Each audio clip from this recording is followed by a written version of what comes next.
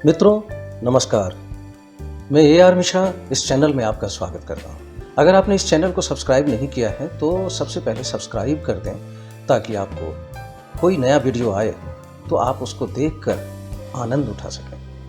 मित्रों, शिक्षा एक ऐसा क्षेत्र है जिसमें बहुत सारे लोग काम कर रहे हैं, लेकिन कुछ लोग ऐसे हैं जिनकी चर्चा स्वाभाविक रूप से होती है। अगर बच्चों की तकदीर बदलनी है तो हम सबसे पहले एक अच्छे शिक्षक की तलाश करते हैं, और एक अच्छा शिक्षक मिल जाए तो परिवार, समाज के साथ साथ देश की तस्वीर भी बदल जाती है, देश की तकदीर भी बदल जाती है। आज इस क्रम में हम मिल रहे हैं श्री संजय जी से। आप पायस एकेडमी के डायरेक्टर हैं, संचालक हैं और हजारों बच्चों को अभी तक शिक्षित कर चुके हैं, मार्गदर्शन दे चुके हैं।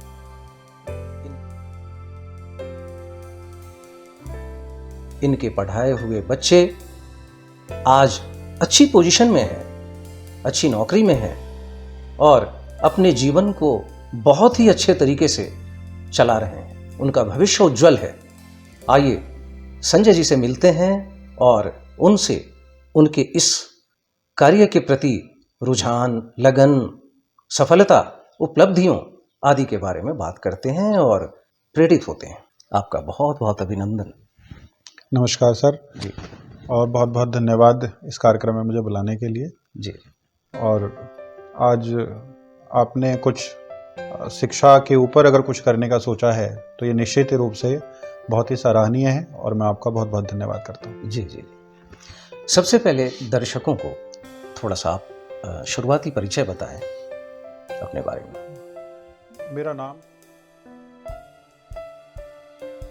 मेरा नाम संजय कुंवर है और मैं मूलतः बिहार के चंपारण जिले से मेरी जन्मस्थली है, लेकिन मेरा जन्म सिर्फ बिहार में हुआ। उसके बाद जो मेरी शिक्षा हुई वो इसी क्षेत्र में हुई, मतलब उत्तर प्रदेश गाजियाबाद में हुई।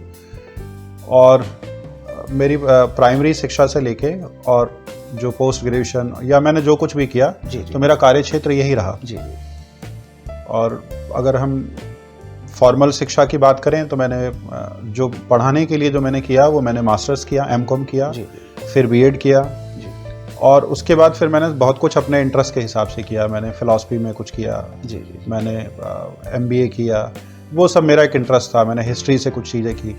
एक बार मैं सब चीज़ों को समझूं, क्योंकि हाँ जो मैं पढ़ाता हूँ वो तो अब बहुत चीज़ें आसान सी हो गई हैं, लेकिन जिंदगी को समझने के लिए बहुत सारे सब्जेक्ट्स हैं। तो अब मैंने फिर उनको पढ़ना स्टार्ट किया और कोविड जो समय रहा उसमें मैंने काफ़ी स्टडी किया और अभी फ़िलहाल भी मैं कुछ एक एजुकेशन कंप्लीट कर रहा हूँ।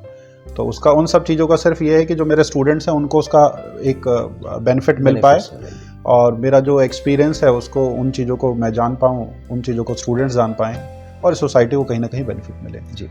और बाकी फिर मैं यहीं गाजियाबाद में ही मेरा रेजिडेंस है और पायस एकेडमी के नाम से हमारा एक इंस्टीट्यूट है शालीमार गार्डन में, और एक पायस बचपन करके एक हमारा स्कूल है, प्ले स्कूल है, और अभी हमने उसको 5th तक का रन करने का सोचा है। जी। उसके बाद हमारे 2 नृत्य केंद्र हैं, मतलब डांस सेंटर है, जहाँ पे हम जुम्बा और फिटनेस के लिए कुछ चीज़ें कराते हैं और बच्चों को जो भरतनाट्यम है और जो नए डांस स्टाइल हैं तो उनके लिए हमने स्टार्ट किया है। तो एक वो हमारा शालीमार गार्डन में है और एक सेवियर पार्क में है जी। तो ऐसे 2 सेंटर्स हमने, 2 नई यूनिट हमने स्टार्ट की है जी। तो इस तरह का अभी का जो सफ़र है जी। शिक्षा के क्षेत्र में आने का मन कैसे बना और प्रेरणा इसकी कहाँ से मिली? देखिए, ये तो खैर एक मिली-जुली मतलब कह सकते हैं कि प्रेरणा रही, लेकिन जब मैं करियर के बारे में सोच रहा था तो मैंने कुछ टाइम जैसे मीडिया में भी काम किया, कुछ जगह मैंने अकाउंटिंग से रिलेटेड भी वर्क किया और बड़ा मतलब कंफ्यूजिंग सा था कि लाइफ में क्या करना चाहिए। तो अब इसमें अगर हम देखें तो मतलब आज हम जो भी हैं या कोई भी कुछ भी है जी। तो उसके पीछे बहुत सारे लोगों का एक सहयोग होता है। तो उसमें अगर मैं अलग अलग एंगल से आपको बताता हूँ कि किन किन लोगों का सहयोग रहा, तो सबसे पहली जो शुरुआत रही पढ़ाने की, तो मेरे कुछ फ्रेंड्स थे जो मेरे से जूनियर थे जी। मेरे साथ खेलते थे जी। तो अब वो उन्होंने उसमें से एक दिन एक ने कहा, जो मेरा फर्स्ट स्टूडेंट था, उसने कहा कि भैया आप मुझे पढ़ा देंगे क्या? तो मैंने कहा पढ़ा तो देंगे, लेकिन कभी पढ़ाया नहीं, पढ़ाने का तो कोई ऐसा एक्सपीरियंस है नहीं जी। तो उसने कहा कि लेकिन आपके क्योंकि बहुत अच्छे मार्क्स रहे हैं, आप एक मेरिटोरियस स्टूडेंट्स रहे हैं, तो मुझे लगता है कि आप पढ़ा सकते हैं जी। और आप मुझे पढ़ाना स्टार्ट करें।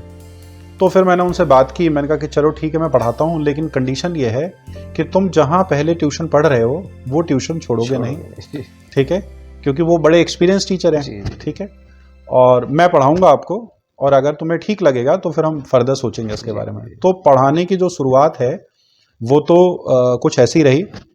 तो पहले वो 2 भाई बहन थे, महेश और नीलम, वो मेरे फर्स्ट स्टूडेंट थे। उस फैमिली के बच्चे अब भी हमारे इंस्टीट्यूट में पढ़ रहे हैं जी। मतलब अब उन बच्चों के जो बच्चे हुए हैं जी। वो हमारे इंस्टीट्यूट में पढ़ रहे हैं जी। तो इस तरह का सफ़र रहा। अब अध्यापकों में देखूं तो हमारे एक सर थे, देवेंद्र सर, जो हमें पढ़ाते थे।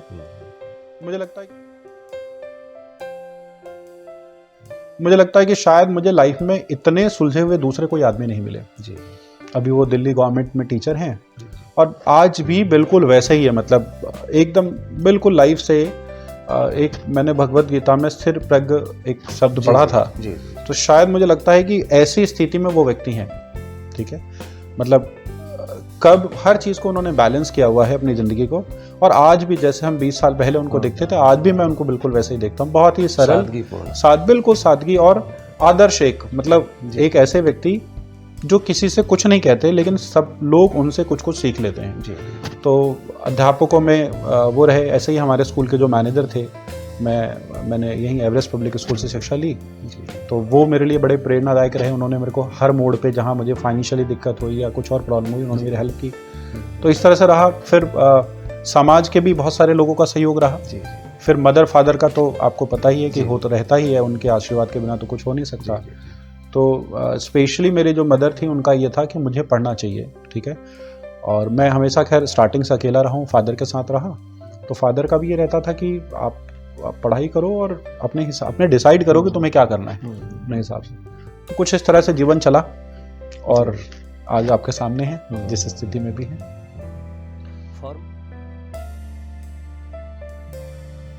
फॉर्मल वे में आप कब इसको स्टेप पे शामिल किया? मैंने 2001 में पहली बार उन स्टूडेंट्स को पढ़ाया था, महेश और नीलम, जिनका बहुत ही ज़्यादा कॉपरेशन था। इतना कॉपरेशन था कि अगर मैं किसी क्वेश्चन में अटक जाता था तो कहते थे भैया कल करेंगे, कोई दिक्कत नहीं है, मतलब इस तरह का उनका सहयोग था जी। लेकिन फॉर्मली जो है 2005 में 2005 में जी। और जून के मंथ में हमने इसको फॉर्मली स्टार्ट किया। और ये जो पायस नाम है, जिसका मतलब होता है पवित्र जी। तो एक नरेश भैया हैं, आप कृष्ण भक्त हैं, और मुझे लगता है कि शायद आज पूरे भारत में उनको लोग जानते हैं। आज भी मैं उनसे मिल के आया हूँ। तो ये नाम उनका दिया हुआ है। ये उन्होंने कहा था कि वो मुझे प्यार से संजू बोलते हैं, तो उन्होंने कहा कि संजू ये नाम तुझे बहुत सूट करेगा, और ये नाम उनका दिया हुआ है। तो ये एक आध्यात्मिक नाम है। और 2005 में उन्हीं के कर कलमों से जो है हमने इसकी शुरुआत की 2005 में फॉर्मली, और 3 बच्चों से इसकी शुरुआत हुई। और लगभग अब 1800 के करीब हमारे पास स्टूडेंट्स हर बार रहते हैं, क्योंकि इंस्टीट्यूट्स में थोड़ा सा कुछ आना जाना स्टूडेंट्स का लगा रहता है, लेकिन 800 से 1000 के करीब की स्ट्रेंथ हमारी मेंटेन रहती है। किन किन सब्जेक्ट में और किस किस क्लास को आप पढ़ाते हैं? स्टार्टिंग में मैथमेटिक्स से चला, फिर इंस्टीट्यूट में फिर मैंने अकाउंटेंसी पढ़ाना स्टार्ट किया, क्योंकि मैंने एमकॉम किया। मास्टर्स किया और सारी डिग्रियाँ ली उसमें। और CA भी मैंने एक IPCC लेवल तक अटैम्प्ट किया, फिर घर की परिस्थिति और तमाम चीज़ों की वजह से मैंने उसको ड्रॉप किया। तो अकाउंटेंसी ये रहा, लेकिन अभी हमारे पास फर्स्ट क्लास से लेके और 12th तक सारे ही सब्जेक्ट्स अवेलेबल हैं, और हर सब्जेक्ट के एक इंडिविजुअल टीचर। अगर कोई बायो पढ़ा रहा है तो वो सिर्फ बायो पढ़ा रहा है, क्योंकि वो MSc बोटनी या जोलॉजी इस तरह के उसकी क्वालिफिकेशन है। तो हर स्पेसिफिक सब्जेक्ट के लिए स्पेसिफिक टीचर है हमारे पास। और अभी हमारे पास accountancy, economics, business study, mathematics, logical reasoning, ये सब चीज़ें हमारे पास अवेलेबल हैं। तो अगर आज मैं ये कहूँ तो अगर बच्चा प्ले स्कूल में जाता है और उसकी जो 12th तक की जो एजुकेशन है वो सब पूरा सेगमेंट हमारे पास है। प्ले स्कूल है हमारे पास, और उसके बाद फिर फर्स्ट से लेकर 12th तक सब कुछ है। और ग्रेजुएशन में कॉमर्स का, CA का, CUET का, ये सारे सेगमेंट्स में हमारे पास है। जी, आपके बारे में जो मेरा पर्सनल अपना एक असेसमेंट है और ओपिनियन है वो ये है कि आप और टीचर से अलग हैं, और जिनके माइंड में जो कंसेप्ट होता है वो आपके पास क्लियर है और डिफरेंट है, औरों से अलग है। तो आपने ये काम जो शुरू किया होगा, चाहे जिस भी वे में आपने शुरू किया, लेकिन एक होता है कि कोई डिफरेंट माइंड का आदमी अगर किसी काम को करता है तो वो अलग वे में करना चाहता है, अलग इम्पैक्ट के साथ करना चाहता है। पायस एकेडमी में अगर कोई बच्चा गाइडेंस के लिए आ रहा है, पढ़ने के लिए आ रहा है, तो वो क्यों आए और इंस्टीट्यूट में क्यों ना जाए?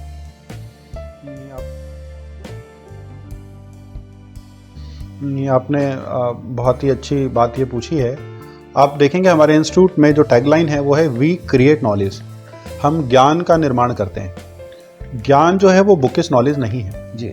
यानी सिर्फ हमारे पास अगर कोई स्टूडेंट आ रहा है तो वो हमारी बुकिश नॉलेज तो लेगा ही लेगा, क्योंकि वो सीख ले आ रहा है, वो सीख ले हमें पेमेंट कर रहा है। अगर कोई अकाउंटेंसी आ रहा है तो उसकी अकाउंटेंसी अच्छी होनी ही चाहिए। लेकिन अगर कोई बच्चा मेरे पास 4 साल रहता है, 9, 10, 11, 12 और मेरे टच में है वो स्टूडेंट, तो ऐसा स्टूडेंट्स का फीडबैक है जो बच्चों ने मुझे लिख के दिया है, टेस्टिमोनियल में लिख के दिया है कि हमने सिर्फ अकाउंटेंसी सब्जेक्ट नहीं पढ़ा है, आपने हमें एक ओवरऑल ट्रेनिंग दी है, जो ट्रेनिंग हमें लाइफ में आज काम आ रही है। जैसे हमारे स्टूडेंट्स का कॉमर्स का एक बहुत अच्छा कॉलेज है दिल्ली यूनिवर्सिटी का, SRCC Shri Ram college of commerce, जहाँ हर साल मेरे 2-3 स्टूडेंट्स आते हैं। इस बार भी हमारे 2 स्टूडेंट्स गए, और अभी इस साल ये है कि BCom फाइनल में हमारा स्टूडेंट है, सेकेंड ईयर में है हमारा, और फर्स्ट ईयर में भी 2 स्टूडेंट्स हमारे गए हैं। तो अब उन लोगों का जो स्टूडेंट्स का फीडबैक है कि टीचिंग के साथ साथ लाइफ को कैसे जीना है, लाइफ स्किल्स क्या है, आपको किस तरह की प्रॉब्लम्स फेस करनी पड़ेगी। ये जो स्कूल के एग्ज़ाम है तो बहुत छोटे एग्ज़ाम हैं, जिनकी के एग्ज़ाम बहुत बड़े बड़े हैं। तो हम इन चीज़ों पे भी टाइम पे सेमिनार्स करते हैं, या स्टूडेंट से एक पर्सनल अटेंशन देते हैं। स्पेशली जैसे गर्ल्स का रहता है कि हम एक होमली फील करते हैं। हमारे जो जैसा हम अपने फादर के साथ रहते हैं और सिक्योर रहते हैं, या हम चीज़ों को शेयर कर पाते हैं, या हम कुछ पूछ सकते हैं। तो मैं अपने स्टूडेंट्स को बोलता हूँ, मैंने कहा देखो आप ना किसी भी एंगल से देखो, दोस्त समझो, अध्यापक तो मैं हूँ ही तुम्हारा, ठीक है ना, आप फ्रेंड के एंगल से देखिए, फादर के एंगल से देखिए, लेकिन अपनी चीज़ों को इम्प्रूव कर लेना है हर एंगल से, सोशली भी, फिजिकली भी, मेंटली भी, और नॉलेज के बेसिस पे। तो पायस एकेडमी सिर्फ फिजिक्स केमिस्ट्री पढ़ाने वाला इंस्टीट्यूट नहीं है। अगर आप में से किसी के भी घर से कोई बच्चा आता है तो उसका मल्टी डायमेंशनल जो है वो डेवलपमेंट होगा, ना कि सिर्फ एक फिजिक्स केमिस्ट्री या मैथमेटिक्स हम उसको पढ़ाएंगे। पायस एकेडमी एज अ डायरेक्टर मैं ये एश्योर करता हूँ कि अगर कोई स्टूडेंट मेरे पास आता है तो वो जिस चीज़ के लिए पेमेंट दे रहा है उसकी तो अच्छी सर्विस मिलेगी ही, उसके साथ एडिशनल बहुत कुछ मिलेगा जिसके लिए उसको कोई पेमेंट नहीं करना, और लाइफ में बुकिश नॉलेज से ज़्यादा सक्सेस होने के लिए उन चीज़ों की ज़्यादा ज़रूरत है। ये बात तो मैं स्वयं भी एक अभिभावक के तौर पे कह सकता हूँ, क्योंकि मेरे बच्चे आपके यहाँ ही पढ़े हैं और मैंने देखा है कि उनका ग्रोथ बहुत अच्छा रहा है, और स्पेशली इनके सब्जेक्ट में ये दावे के साथ कहा जा सकता है कि बहुत अच्छा पढ़ाते हैं। अकाउंटेंसी जो है इनका बहुत बढ़िया है, बहुत बढ़िया है, इसमें जितनी इनकी तारीफ की जाए कम है। पायस एकेडमी के अपार्ट पायस बचपन, इसका कंसेप्ट कैसे आया?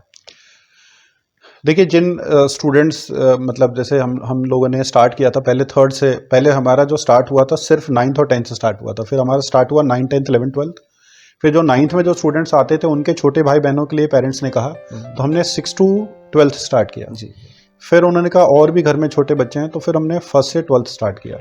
लेकिन परिवार में कुछ ऐसे भी बच्चे थे जो आते थे, लेकिन कुछ बहुत छोटे बच्चे थे वो नहीं आ पाते थे। तो ये सिर्फ पेरेंट्स का प्यार है और आप लोगों का फीडबैक है, जिसकी वजह से फिर हमने पायस बचपन स्टार्ट किया। और अभी जो पायस बचपन है, मतलब प्ले स्कूल, सभी स्कूल्स अच्छे होते हैं, लेकिन हमारा जो प्ले स्कूल है उसका जो कॉन्सेप्ट है वो थोड़ा डिफर है। एक तो अगर कोई भी बच्चा आता है वो कितना ही स्कूल जाने के लिए डिनाई करता हो, लेकिन एक दिन या मैक्सिमम 2 days के बाद वो बिल्कुल अपनी मम्मी का प्यार वहाँ पाता है, क्योंकि जो टीचर्स हैं उनको स्पेशली मैंने ट्रेन किया है कि कैसे आपको स्टूडेंट से कैसे अफेक्शन बनाना है। और बच्चे घर जाने को मना करते हैं, इस तरह का उनका एक बॉन्ड बन जाता है। और वो जो बेसिक हैबिट्स हैं वो तो उनको सीख ही रहे हैं, लेकिन साथ ही साथ जो हमारा जो कल्चर है, हमारा जो कस्टम कल्चर है, चाहे वो गायत्री मंत्र है या तमाम चीज़ें हैं, उनके ऊपर भी, या योग के प्रति उनका थोड़ा सा छोटी छोटी चीज़ें कराना, एक्टिविटी कराना। और बेसिकली हमारा जो प्ले स्कूल है वो एक्टिविटी बेस है, मेकिंग लर्निंग फन, ये कॉन्सेप्ट है कि सिखाएंगे हम और बच्चे एंजॉय करेंगे जी। अगर अध्यात्म की दृष्टि से देखा जाए तो कौन सी आध्यात्मिक ग्रंथ कहें या गुरु कहें जो आपको खासा प्रभावित करते हैं?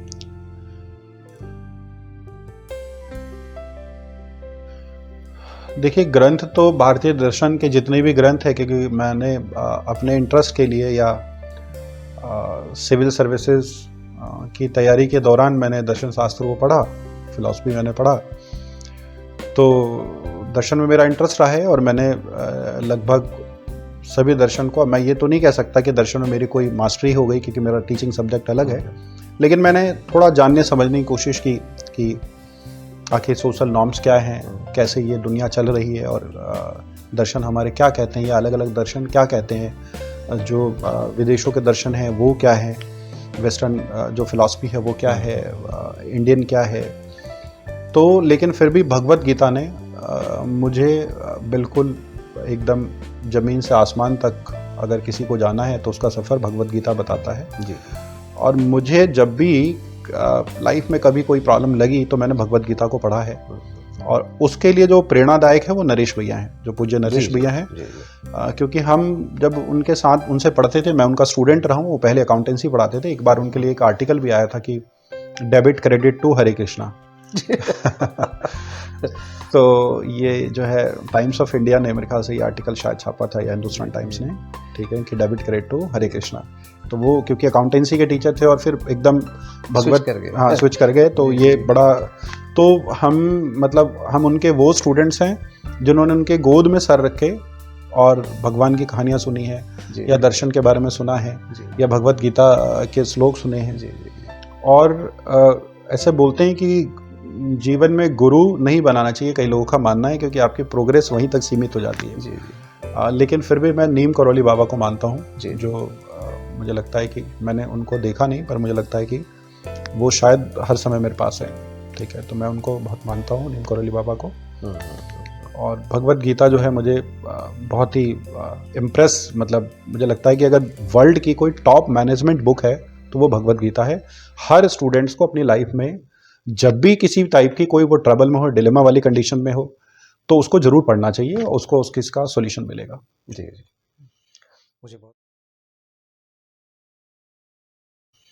मुझे बहुत खुशी है कि बाबा नीम करौली को मैं भी मानता हूँ और आप भी मानते हैं, बहुत अच्छी बात है। जीवन में बचपन से लेकर अभी तक में, चूंकि यात्रा जो है कठिन भी है, तो कभी स्ट्रगल का ऐसा दौर रहा जिसमें आदमी, अमूमन हर आदमी उससे परेशान हो जाता है, और फिर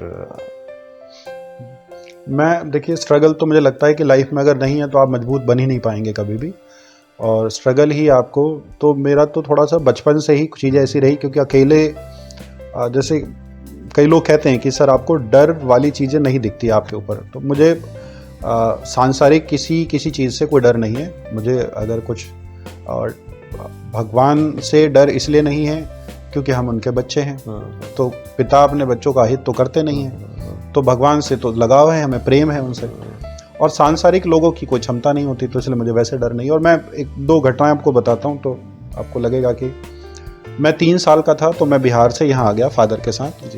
3 साल का बच्चा, मुझे नहीं पता कि कितना होता है, लेकिन अब मैं देखता हूँ कि 3 साल का बच्चा कैसा होता है। तो फादर क्योंकि ऑफिस जाते थे और मैं घर पे अकेला रहता था, मदर गांव में रहती थी, तो कई बार ऐसा होता था कि फादर रात को लेट आते थे, तो उस एक पूरे बड़े मकान में मैं अकेला रहता था और मैं कई बार रोता था अंधेरे की वजह से, इसकी वजह से। लेकिन 3-4 दिन बाद ये समझ आ गई कि इस रोने से कुछ होना नहीं, ठीक है, आपको सीखना होगा इसी अंधेरे से लड़ना, इसी अंधेरे में रहना, क्योंकि तब इतना इन्वर्टर और ये तमाम चीज़ें नहीं होती थी, लैंप वैम्प जैसी चीज़ें होती थी, क्योंकि हम तो उसी दौर वाले हैं।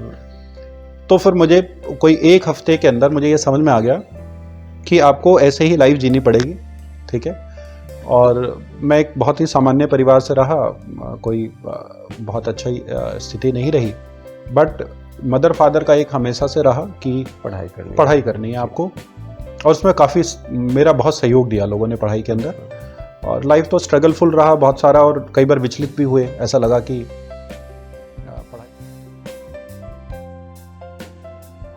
पढ़ाई छोड़ के कुछ काम कर लेते हैं, कुछ ऐसी चीज़ों पे आते हैं। लेकिन जो इतने सारे अध्यापक मेरे टच में रहे, चाहे वो मेरे स्कूल के मैनेजर रहे, या जिन देवेंद्र सर की मैं बात कर रहा हूँ, या नरेश भैया की बात कर रहा हूँ, या और बहुत सारे लोग जिन्होंने ऐसे विचलित होने वाले समय पे मुझे संभाल लिया, और उन्होंने कहा कि नहीं, इस फील्ड में आपको बहुत प्रोग्रेस मिलेगी और प्रसिद्धि मिलेगी, आपको ये काम करना चाहिए। और फिर जब 2005 का दौर रहा तो इंस्टीट्यूट, मुझे लगता था ऐसा कि इंस्टीट्यूट का मतलब है कि 2 बेंच, 1 बोर्ड, बस, इसके अलावा किसी चीज़ की ज़रूरत नहीं है, एक रूम चाहिए। तो जब 2005 में एकेडमी की शुरुआत हुई तो एक LIG फ्लैट में स्टार्ट हुई, जिसके एक रूम में मैं अंदर रहता था, मैं और फादर अंदर रहते थे, और बाहर वाले रूम में हम पढ़ाते थे। बहुत होमली सा एनवायरनमेंट था। लेकिन जैसा जैसा बच्चों का रिस्पॉन्स रहा, पेरेंट्स ने बड़ा सराहा हमारी टीचिंग को, हमारे बिहेव को, तो फिर हमने उसके बाद फिर MIG, फिर एक कॉमर्शियल स्पेस में, फिर हमने और बड़े जो है शालीमार गार्डन में कोई टोटल 12 क्लासरूम का एक सेटअप बनाया है। फिर जो है बचपन और तमाम चीज़ें, ये सब पेरेंट्स का प्यार है, स्टूडेंट्स का सहयोग है। और मुझे जो स्ट्रगलिंग पीरियड रहा वो मेरा रहा, आप ये कह सकते हैं कि क्लास 11th से मेरा टाइम बहुत ही स्ट्रगल वाला रहा। लेकिन अच्छी बात ये रही कि मैं उसी समय टीचिंग से जुड़ गया। तो पता नहीं, मुझे ऐसा लगता है कि शायद तब मैंने बच्चों के साथ न्याय नहीं किया होगा, क्योंकि जब मैं खुद 11th में था तो मैंने 10th के स्टूडेंट्स को पढ़ाया। अब वो तो खैर बच्चे यही कहते हैं कि नहीं, आपने इतना अच्छा पढ़ाया कि आज हम अपनी लाइफ में सक्सेसफुल हैं। लेकिन मुझे लगता है कि शायद मेरी टीचिंग इतनी इफेक्टिव नहीं होगी, क्योंकि एक 15-16 साल का लड़का एक पढ़ा रहा है और अपने से 1-2 साल जूनियर को पढ़ा रहा है, तो शायद बहुत अच्छी टीचिंग नहीं रही होगी, जो मुझे लगता है। लेकिन वो स्टूडेंट्स इतने कोऑपरेटिव थे कि आज वो अपनी लाइफ में बहुत सक्सेसफुल है, और वो याद करते हैं, वो कहते हैं कि हमने जो सीखा, क्योंकि मेरा फिर वही मतलब स्टार्टिंग से ही था, क्योंकि हमें जो सर पढ़ाते थे वो सिर्फ सब्जेक्ट नहीं पढ़ाते थे, वो ज़िंदगी पढ़ाते थे। तो मेरी भी कोशिश ये रही कि मैं जब स्टूडेंट्स को पढ़ाऊँ तो सिर्फ सब्जेक्ट नहीं पढ़ाऊँ, मैं ज़िंदगी पढ़ाऊँ उनको, क्योंकि फाइनली लाइफ में वही काम आना है जब हम सक्सेसफुल होंगे। तो स्ट्रगल वाला पीरियड रहा। फाइनेंशियली बहुत सारी प्रॉब्लम रही, जैसे मैंने सिविल सर्विसेज की प्रिपरेशन स्टार्ट किया, लेकिन एक टाइम मुझे ऐसा था कि या तो प्रिपरेशन या फैमिली। तो अब पता नहीं, मुझे लगता है कि मेरा डिसीजन सही था या गलत था। मैंने फैमिली को जो है सिलेक्ट किया, और आज जो है मुझे लगता है कि मेरी फैमिली सक्सेसफुल है, या मुझे लगता है कि सब चीज़ें सेटल हैं, और मैं भी अपनी फील्ड में अच्छा करने की कोशिश कर रहा हूँ। तो वो एक टाइम रहा, और जैसे CA को मैंने एक टाइम तक अटेम्प्ट किया, फिर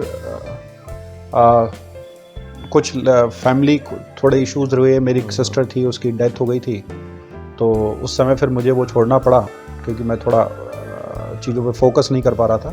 और मुझे फिर ये लगा कि अगर मैं CA कर लेता हूँ, CA मैंने किया, टैक्सेशन की प्रैक्टिस में आता, या कहीं एक प्रोफेशनली कहीं काम कर रहा होता, तो आज जो इतने सारे मेरे स्टूडेंट्स ये है, शायद ये नहीं होते। तो मुझे आज मैं मतलब कोई ऐसी बात नहीं है, लेकिन अभी मेरे 78 स्टूडेंट चार्टर्ड अकाउंटेंट हैं, जो जो सीए हैं जिनके नाम के आगे सीए लग चुका है जी। और ऐसे ही करीब 120 के करीब स्टूडेंट्स हैं जो सीए कर रहे हैं, जो कोई सीए फाइनल में है, कोई आईपीसीसी में है, कोई अलग अलग ग्रुप्स में है। और हर साल जब सीए फाइनल का रिजल्ट आता है तो 2-3 स्टूडेंट्स मिलने के लिए आते हैं कि सर वो जो आपने कहा था कि अपने नाम के आगे सीए लगाना है, तो वो आज परमानेंटली लग गया है। मैं बच्चों को बोलता हूँ कि एक अपनी ईमेल आईडी बनाओ जिसमें तुम जो बनना चाहते हो उसके नाम से बनाओ। जैसे आपको बनना है सीए तो आपको लगाना है सीए शिवम, इस नाम से ईमेल आईडी बनानी है, क्योंकि जब भी तुम उस ईमेल आईडी को खोलोगे तो आपको अपने लाइफ का टारगेट दिखेगा। या जो स्टूडेंट सिविल सर्विसेज बनाना चाहते हैं, तो अभी लास्ट ईयर ही हमारी एक स्टूडेंट है प्राची पवार, उसका यूपी पीसीएस में सिलेक्शन हुआ और फर्स्ट अटेम्प्ट में उसका पीसीएस क्वालिफाई हुआ। अभी वो आईएएस के लिए भी प्रिपरेशन कर रही है, तो यूपी में उसकी पोस्टिंग है, अभी ट्रेनिंग पे है, उसके बाद उसको पोस्टिंग मिलेगी। तो यूथ डेवलपमेंट ऑफिसर के पोस्ट पे वो हमारी यहाँ की साइंस की स्टूडेंट रही।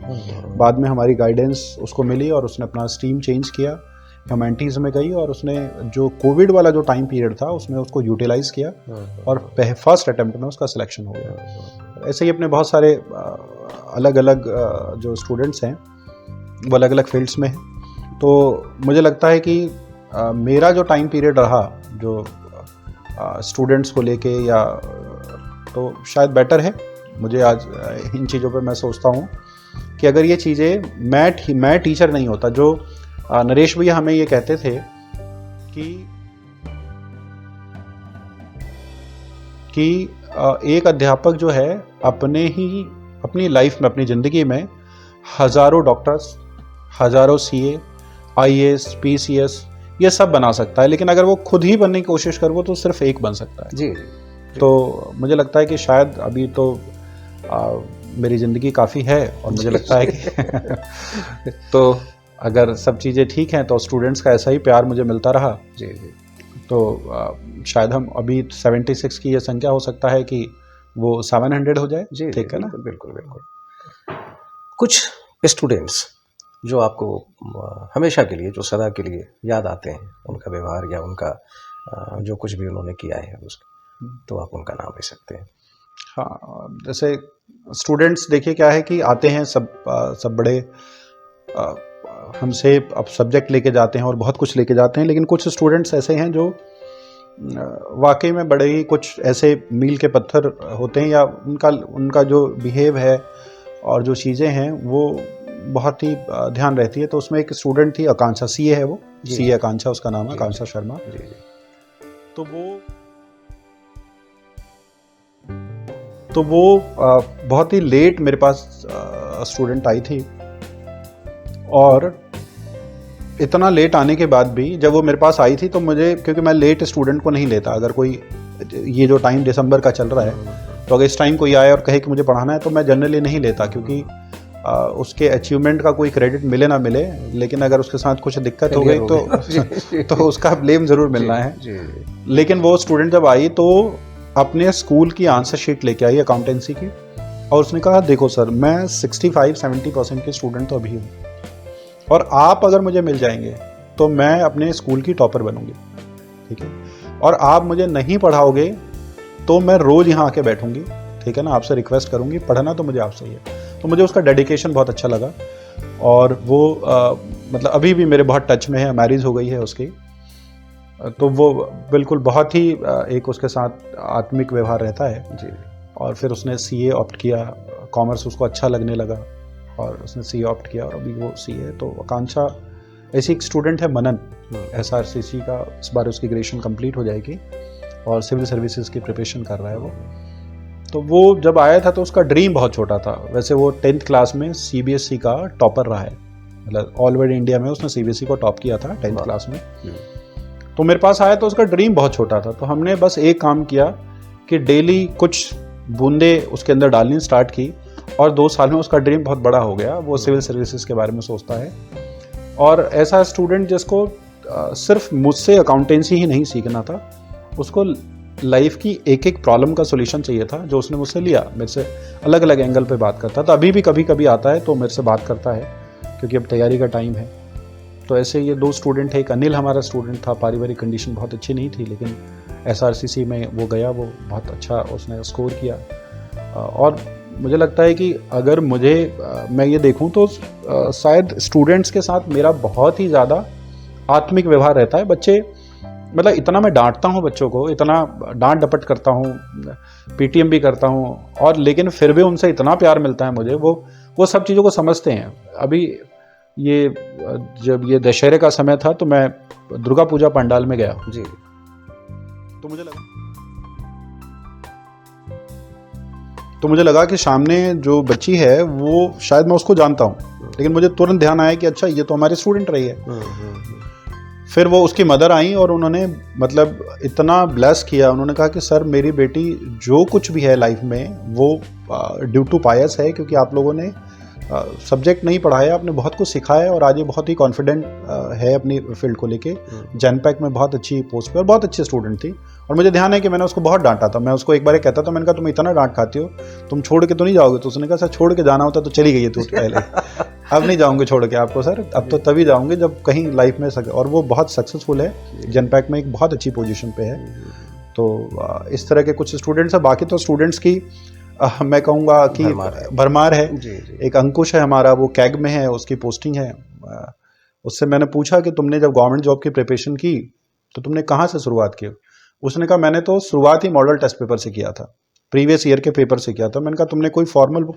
तो उसने कहा कोई ज़रूरत ही नहीं पड़ी, आपने इतना 10 तक हमको मैथमेटिक्स में इतना रगड़ा है, कोई बुक आपने छोड़ी नहीं। तो उसने कहा कि भैया तब, क्योंकि तब मुझे बच्चे सर नहीं बोलते थे, भैया बोलते थे स्टार्टिंग के फील्ड में, स्टार्टिंग के टाइम पीरियड में। तो उसने कहा कि उसके अलावा मुझे ज़रूरत नहीं पड़ी। और वो हरियाणा का से बिलोंग करता है और वो उसी फैमिली से है जो उस फैमिली से मैंने पढ़ाना स्टार्ट किया था। जी। तो उस फैमिली के खैर सभी बच्चे बड़े सक्सेसफुल हैं। तो उसकी कैग में उसकी अभी शायद श्रीनगर में उसकी पोस्टिंग है। तो वो भी एक अच्छा स्टूडेंट रहा है। और बाकी तो मतलब ये इंटरव्यू आप में से जितने भी स्टूडेंट देखेंगे तो आप सभी मुझे बहुत याद आते हो, कोई ये एक दो की बात नहीं है। सारे स्टूडेंट्स बहुत ही अच्छे रहते हैं। बहुत लंबी लिस्ट है, मतलब हजारों स्टूडेंट्स ऐसे नेचुरली।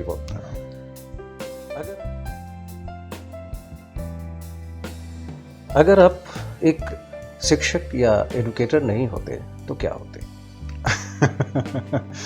ये जो है क्वेश्चन बहुत ही भारी है, लेकिन फिर भी मैं इसका ईमानदारी से जवाब देने की कोशिश करता हूँ कि अगर मैं शिक्षक नहीं होता तो मैं कहीं कंपनी में जॉब तो नहीं कर रहा होता, क्योंकि शायद मुझे ऐसा लगता है कि मैं उसके लिए नहीं बना हूँ।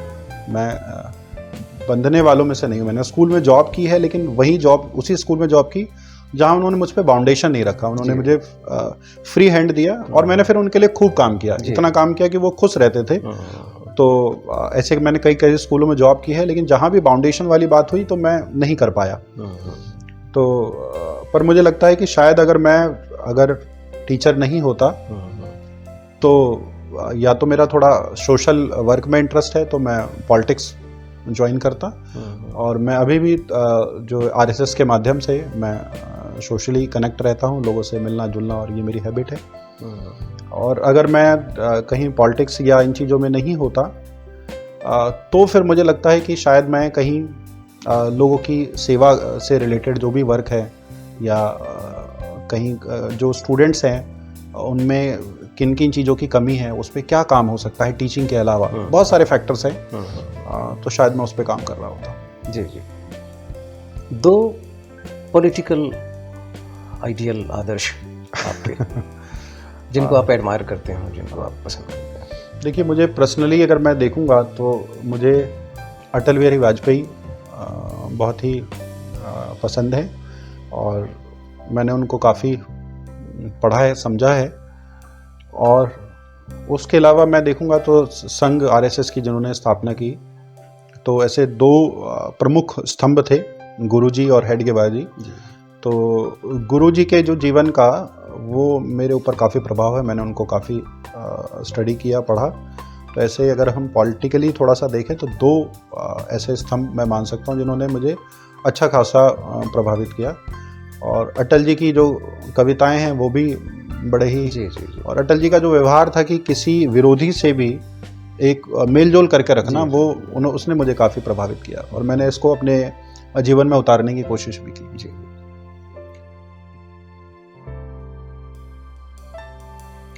दो मित्र जो आपको याद आते हैं? सर मेरे साथ मित्रों की तो बड़ी अच्छी कड़ी रही है। मेरे कुछ फ्रेंड जिनके साथ मैं कभी 24 घंटे में से शायद 22 घंटे गुजारता था, तो ऐसे विनय गोयल मेरा फ्रेंड है, एक आनंद, धीरज, ठीक है, और दिलीप त्रिपाठी, ऐसे 3-4 फ्रेंड थे जिनके साथ हमने लाइफ के हर सुख दुख, और आज भी हम लोग जब मिलते हैं तो हम फॉर्मली नहीं मिलते बिल्कुल भी, क्योंकि आज सभी उनमें से एक लॉयर है, एक बिजनेसमैन है, अलग अलग जगहों पे लोग सक्सेसफुल है। तो हम किसी वकील टीचर के नाते नहीं मिलते, हम वैसे ही मिलते हैं जैसे पहले मिलते थे। और हम लोग कोशिश करते हैं कि ऐसी जगह मिले जहाँ कोई और ना हो, और हम लोग बहुत ही कैजुअली एक दूसरे से अपने, और हम लोग ये ऐसे फ्रेंड है जो हम किसी भी चीज़ के लिए किसी को बहुत ही ऑर्डिनरी तरीके से बोल सकते हैं। सपोज मैं एग्जांपल बताता हूँ कि मेरे एक रिलेटिव थे, उनको ब्लड की ज़रूरत पड़ी, तो मैंने अपने फ्रेंड को ऐसे ही फ़ोन करके बोला कि जब भी आज दिन में टाइम मिले इस हॉस्पिटल में ब्लड डोनेट कर आना। मैंने उससे बिल्कुल नहीं पूछा कि तुम दे सकते हो कि नहीं दे सकते हो, और उसने कहा कि ठीक है, पेशेंट का नाम बता दो, ठीक है ना, क्योंकि मुझे वहाँ डिटेल में भरना पड़ेगा, बस इतना ही। तो मुझे लगता है कि शायद अनकंडीशनल जो फ्रेंड है वो लाइफ में होने चाहिए, जो जी बिल्कुल वो कहे कि, तो शायद ये लोग ऐसे थे जिन्होंने मुझे हर जगह सहारा दिया, तो मुझे ये बिल्कुल बहुत याद आते हैं। आजकल जितने बच्चे हैं जो पढ़ाई कर रहे हैं, उनकी कुछ कॉमन प्रॉब्लम है या कॉमन चीज़ें हैं जिसको वो कई बार, टैलेंट तो है, पहले से बेटर हैं वो, लेकिन कई बार पजल्ड हो जाते हैं। उस दिशा में आप क्या उनका मार्गदर्शन कैसे करना चाहेंगे? देखिए क्या है कि हमारे साथ ना एक थोड़ा सा इशू है, जो मैंने ये समझा कि हमारे जो सोशल नॉर्म्स हैं और जो हमारे कॉन्स्टिट्यूशनल नॉर्म्स हैं वो दोनों कॉन्फ्लिक्टेड हैं एक दूसरे से। हमारी जो सोसाइटी है वो एक अलग आदर्श पे चलती है। जैसे हमारे अगर हम हिंदू रिलीजन की बात करें तो अधिकार वाली बात नहीं है हमारे यहाँ, हमारे तो दायित्व है। जैसे माँ का एक कर्तव्य है, दायित्व है कि वो बच्चों को पालना। अगर वो राइट्स की बात करेंगी तो फिर विरोध हो जाएगा।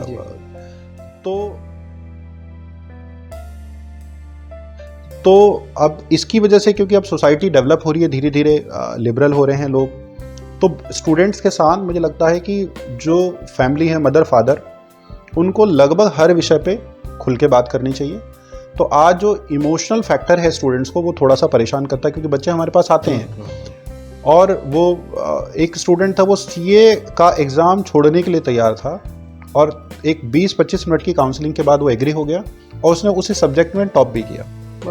तो ये जो मतलब चीज़ें हैं, और क्योंकि उसकी मदर को ये पता था कि ये सर से बात करता है, तो उनका फ़ोन आया कि सर ये तो एग्ज़ाम छोड़ने को तैयार है, रो रो के परेशान है। तो मैंने कहा इसको भेजो आप मेरे पास।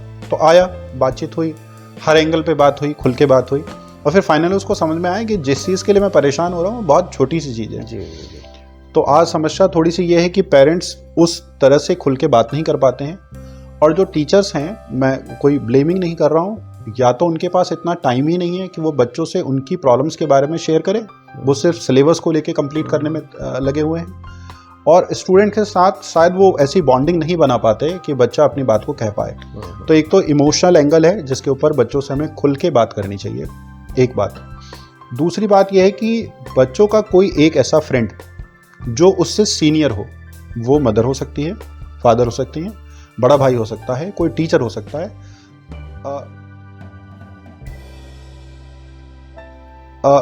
जब आप भी जिस एज में रहे होंगे, स्टूडेंट की एज में, तो आपको भी बहुत सारी चीज़ों पे क्वेश्चंस पूछने हैं, आपको जानना है बिल्कुल कि ये चीज़ें क्या हैं। अगर मेरे अंदर कुछ चेंजेस हो रहे हैं तो मैं उनके ऊपर क्या बात कर सकता हूँ या किससे पूछूं।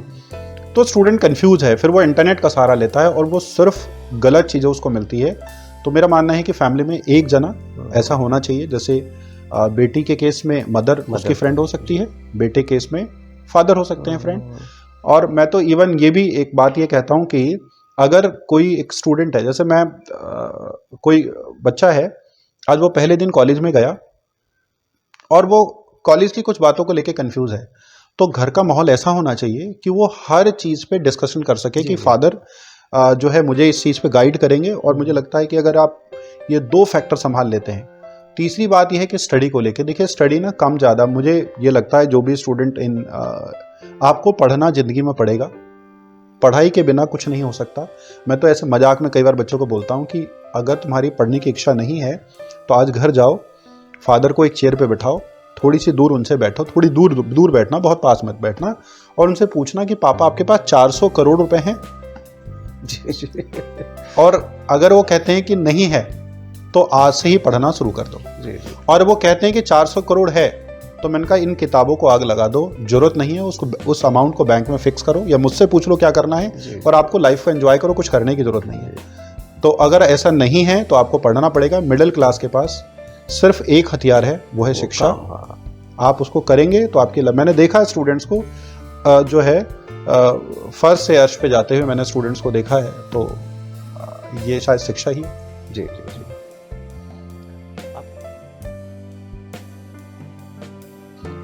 आपके जीवन में संगीत का महत्व है? हाँ, संगीत मुझे पसंद है। मैं जो है संगीत सुनता हूँ। गाने वाला मेरा गला तो नहीं है कभी कि मैंने कभी गाया हो। हाँ, कभी स्टार्टिंग के टाइम पे, क्योंकि बच्चे कई बार जिद करते थे तो एक दो चीज़ें कई बार हम, जैसे एक संतोषानंद उनकी एक गज़ल है, गीत है, तो वो मुझे काफ़ी पसंद है। और गज़लें वगैरह मैं सुनता था, और जो 90s और 80s वाले जो सॉन्ग हैं वो मुझे पसंद है। अशोक कुमार और ऐसे कई पुरानी फिल्में भी मुझे देखना पसंद है। और मेरा थोड़ा सा ये है कि लाइफ ना एक मतलब पता नहीं, देखिए मेरा अगला जन्म क्या होगा मुझे नहीं पता, लेकिन ये ज़िंदगी मिली है तो इसको मैं बहुत अच्छे से जीना चाहता हूँ। मैं हर चीज़ को एक्सपीरियंस करना चाहता हूँ।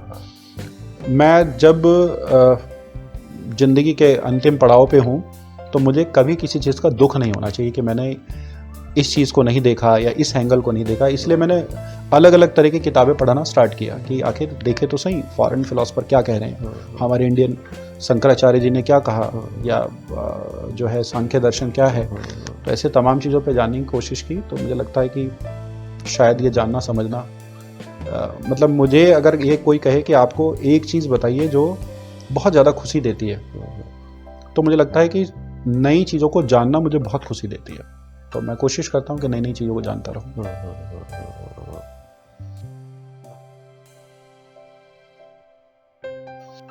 भारत के जो वैदिक पक्ष है उसमें कौन सी चीज़ आपको काफ़ी ज़्यादा इंस्पायर करती है या अच्छी लगती है? देखिए, हमारा जो पारिवारिक जो सिस्टम है, जो हमारा परिवार ये कह सकते हैं, क्योंकि हमारा जो है ना जो दर्शन है वो त्याग का दर्शन है। फादर बच्चों के लिए त्याग कर रहे हैं, वो बच्चे वही सीख के अपने बच्चों के लिए त्याग कर रहे हैं, इसलिए हमारा परिवार चल रहा है और हमारा जो सिस्टम है वो चल रहा है। हमारे यहाँ लगाव ज़्यादा है, ठीक है ना। एक माँ जो है वो अपने बच्चों से, मतलब मेरी मदर, मुझे ध्यान है कि एक बार मेरा एक्सीडेंट हो गया था ट्रेन से, और खैर मुझे कोई चोट नहीं लगी, मेरे साथ एक स्टूडेंट भी था, और कहते हैं कि ये माता पिता का आशीर्वाद और गुरुजनों का आशीर्वाद था कि ट्रेन बिल्कुल मेरे नियर थी और मैंने उस बच्चे को भी हाथ पकड़ के पटरी से खींच लिया कि बाइक छोड़ो दूसरी खरीद लेंगे, और मैंने उसको खरीद लिया। कोई एक खरोच नहीं है हमें, बाइक चकनाचूर हो गई। तो उस समय मेरे को एक थोड़ा सा एक दिमाग पे एक सदमा सा बैठ गया था। तो मैं ये देख रहा था कि मेरी मदर मुझे एक छोटे बच्चे की तरह पुचकार रही थी। तो ये थोड़ा सा हमारे यहाँ त्याग वाली तो बात रहती है। तो पारिवारिक जो हमारा सिस्टम है, जो परिवार है, मदर फादर वाइफ बच्चे, ये मुझे लगता है कि भारत की बहुत बड़ी देन है। इसको संभाल के रखना चाहिए, हर कीमत पे संभाल के रखना चाहिए। और शायद अगर आप देखेंगे तो बहुत सारे दर्शन इसी से निकलते हैं। जी जी। पायस से जुड़े हुए जो भी लोग हैं, कई लोगों की अपेक्षा रहती है कि एनुअल फंक्शन जो है वो क्यों नहीं हो रहा है। देखिए 2000 मेरे ख्याल से 19 तक हमारा एनुअल फंक्शन हुआ है, और अभी कोविड की वजह से थोड़ा सा, क्योंकि हमारा जो एनुअल फंक्शन था वो सेल्फ फाइनेंस्ड एनुअल फंक्शन था, हम ऑन अमाउंट पे करते थे, एक बड़े लेवल पे करते थे, बहुत बड़ा एक हम लोग करते थे। तो अब स्टूडेंट्स की भी ये चीज़ें रहती हैं कि एनुअल फंक्शन होना चाहिए, पर मुझे लगता है कि 2024 में 2024 में निश्चित रूप से हमारा एनुअल फंक्शन होगा। जी जी। और हम अपने जो भी स्टूडेंट्स हैं उनको बुलाते हैं, हमारे जो अचीवमेंट्स हैं, और मेरे लिए भी मैं ये देखता हूँ कि जब हम पेरेंट्स को बुलाते हैं कि आप अपने बच्चे के बारे में थोड़ा सा बताएं, तो मतलब इमोशनल हो जाते हैं जब उनको वो देखते हैं। हम एक जो सक्सेसफुल स्टूडेंट्स हैं उनको हम एक लाइफ अचीवमेंट अवार्ड भी देते हैं। जी जी जी। तो अब ये 2024 में पूरी उम्मीद है कि एनुअल फंक्शन होगा और आप सभी को उसमें हम लोग बुलाएंगे। बिल्कुल बिल्कुल सर।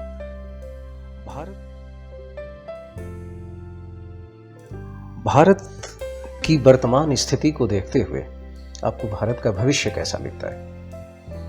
देखिए, भारत जो है वो आध्यात्मिक धरती है और जहाँ अध्यात्म है, जहाँ महापुरुष है, वो उसका भविष्य कभी भी अंधकार में नहीं हो सकता। हाँ, चीज़ें देखिए ऊपर नीचे होती हैं, वो होंगी और वो नहीं होंगी तो हम मजबूत नहीं बनेंगे। लेकिन भारत का भविष्य बहुत ही उज्जवल है।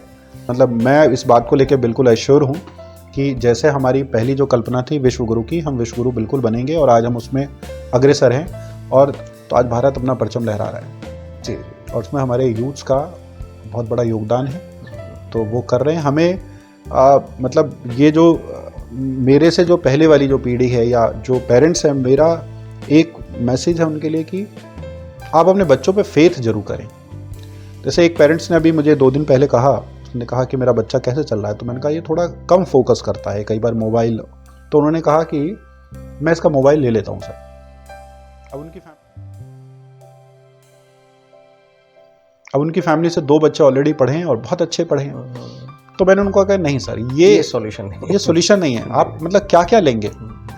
हमें तो इसको ये सिखा देना है कि मोबाइल रहेगा तब भी कितना यूज करना है। जी। ये सिखाना है, नहीं ये सिखाना कि अच्छा आज इस चीज से डिस्ट्रैक्ट है, उसको लेके रख लो उसको। जब क्योंकि गैस को आप जितना प्रेस करेंगे उसको जब भी मौका मिलेगा वो रिलीज होगा, उतनी तेज से रिलीज होगा। तो मैं चीज़ों को बच्चों को सिखाना चाहता हूँ, सप्रेस नहीं करना चाहता, किसी चीज़ को दबा के नहीं रखना चाहता। जी। और कुछ नए बच्चों से कुछ कहना चाहें आप अभी?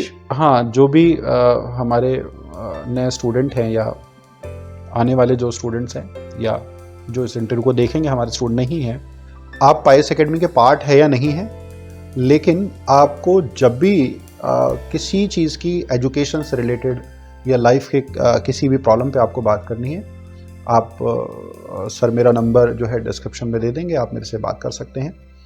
और कभी भी अगर आपको स्टडी से रिलेटेड किसी भी फील्ड से रिलेटेड, ऐसा नहीं कि मैं कॉमर्स से हूँ, सिर्फ कॉमर्स, आप साइंस, ह्यूमैनिटीज, सिविल, किसी भी चीज़ से रिलेटेड अगर आपको कोई डिस्कशन करना हो, आप बिल्कुल, आपका स्वागत है, आप एकेडमी पे आइए। और सर के माध्यम से आज आप तक ये मैसेज जा रहा है तो मुझे लगता है कि शायद ये बहुत ही मैं अच्छा फील कर रहा हूँ, सौभाग्यशाली फील कर रहा हूँ। और जो नए स्टूडेंट हैं या जो हमारे पुराने स्टूडेंट्स हैं कि जो सक्सेसफुल हो गए वो हो गए, बल्कि मेरा तो कोविड से पहले एक ये भी था कि ऐसे स्टूडेंट जो एजुकेशनली बहुत अच्छा नहीं कर रहे हैं जी, लेकिन उनके पास स्किल्स बहुत है, तो मैं उनके लिए भी कुछ करना चाहता हूँ, उनके लिए भी कुछ काम करना चाहता हूँ कि ऐसे स्टूडेंट जो 40-50 वाले स्टूडेंट्स हैं, उनकी भरमार ज़्यादा है जी, तो क्या उनके लिए कुछ हो सकता है? तो कोविड से पहले हमारी प्लानिंग थी, बट अब फिर से देखते हैं कि उनके लिए क्या हो सकता है। तो शायद ऐसी बहुत मतलब हाईली स्किल्ड लोगों को आज मार्केट में डिमांड है, और अगर हम कुछ ऐसी ट्रेनिंग दे पाएँ बच्चों को तो शायद बहुत अच्छा होगा। तो मेरा स्टूडेंट्स के लिए तो यही मैसेज है कि 1 लाइफ 1 मिशन, एक ज़िंदगी एक काम। आप डिसाइड करो, लाइफ को एंजॉय करो। ज़िंदगी बोरिंग बिल्कुल भी नहीं है, आप हर एंगल से चीज़ों को एंजॉय कर सकते हैं। पढ़ाई बहुत ही एंजॉय करने की चीज़ें हैं। ज़िंदगी में किसी भी चीज़ को छोड़ देना उसको सीख लेने से कहीं ज़्यादा मुश्किल है। यानी सीख लेना कंपैरेटिव बहुत ही आसान है। तो आप हर चीज़ को सीख लीजिए, सीखना कुछ बड़ी बात नहीं। और मैं तो स्टूडेंट से सीखता हूँ, मैं तो बच्चों से सीखता हूँ। और अब जैसे जब ये गुरु पूर्णिमा वगैरह पे बच्चों के मैसेज आते हैं, टीचर्स डे पे आते हैं, तो बच्चों ने गुरु पूर्णिमा का मुझे मैसेज भेजा और फोटो लगा के और इस तरह से, तो मैंने उनको ही बोला कि सेम टू यू। तो बच्चों के मैसेज आए कि ऐसा क्यों सर, आपसे हमने सीखा है। तो मैंने उनको ये कहा कि देखो बच्चों, आपने जितना मुझसे सीखा शायद उससे बहुत कुछ ज़्यादा मैंने सीखा है, और हमने जिससे भी सीखा वो हमारा गुरु है।